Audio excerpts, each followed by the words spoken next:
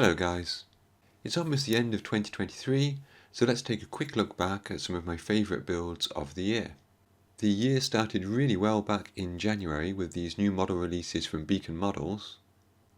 12144 scale is not something I would normally build, but something about their campaign really inspired me, so I signed up to their Kickstarter and received the kits in January last year.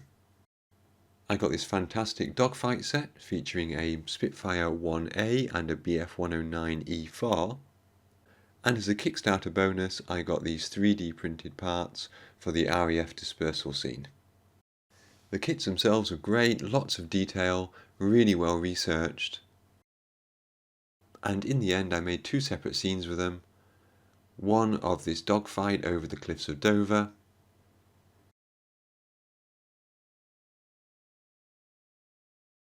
and one of this chilled RAF airfield scene. One thing I enjoyed about this is that the small scale enabled me to capture things that I just simply couldn't do in a larger scale. So for example, the cliffs here, clearly we couldn't do that in a much larger scale. In fact, even in this scale they're smaller than they should be. So it gave me a chance to practice that forced perspective diorama effect. Beacon have got a lot more planned for 2024, so keep an eye on their Facebook page for their upcoming releases. From one extreme to another, and my next big project of 2023 was the 1/24th scale Airfix Spitfire. I actually started this back in 2022. Building the kit alongside other projects took a few months, but in early 2023 the final result was ready. This is the first time I've built a kit in this scale, and I did definitely enjoy it a lot. Of course, the big advantage of this scale is that you get incredible detail. We've got the weapons and the ammunition bays, we've got the engine, which is almost a kit in itself, a really detailed cockpit, and overall a really good build. Well worth the money that I paid for this kit. The only downside perhaps is there's not a lot else in 1/24 scale to go with it, or at least not much in terms of modern kits. But who knows, maybe Airfix will one day release a updated Hurricane kit of the same standard as this Spitfire.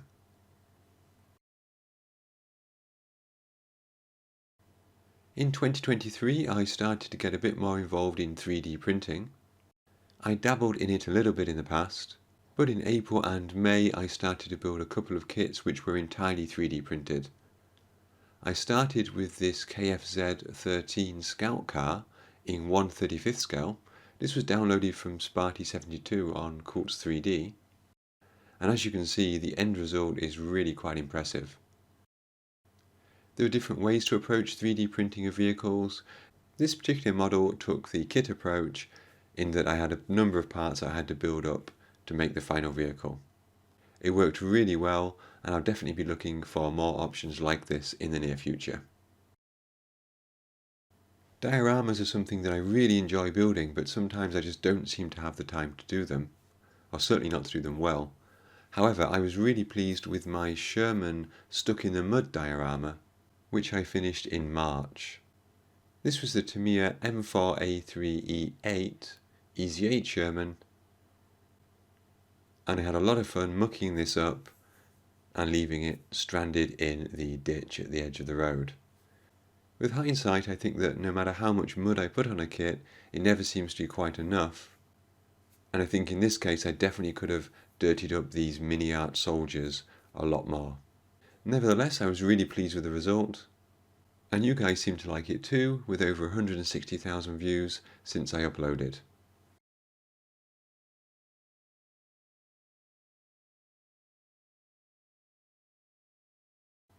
And finally, my most recent diorama, and also my favourite, the Miniart B-Type military omnibus in 1/35th scale, built and painted as a medical evacuation vehicle, and accompanied by some 3D printed figures of stretcher bearers and wounded soldiers.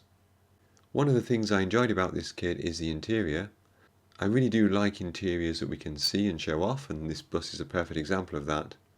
And I also like the way I was able to add a few little details here and there using my 3D printer, including simple things like birds sitting on the wall next to the bus.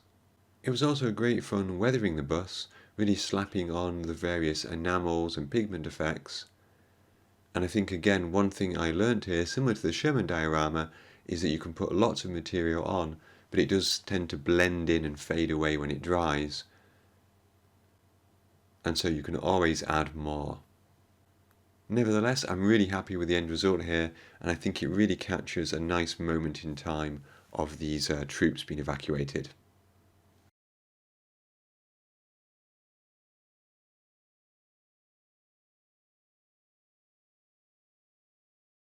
So there we go guys, that was my top 5 builds of 2023.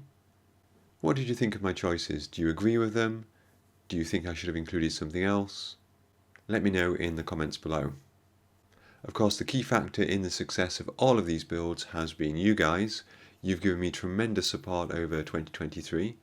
We've had over 1.3 million views in that time, over 104,000 hours of videos watched, and over 6,000 new subscribers.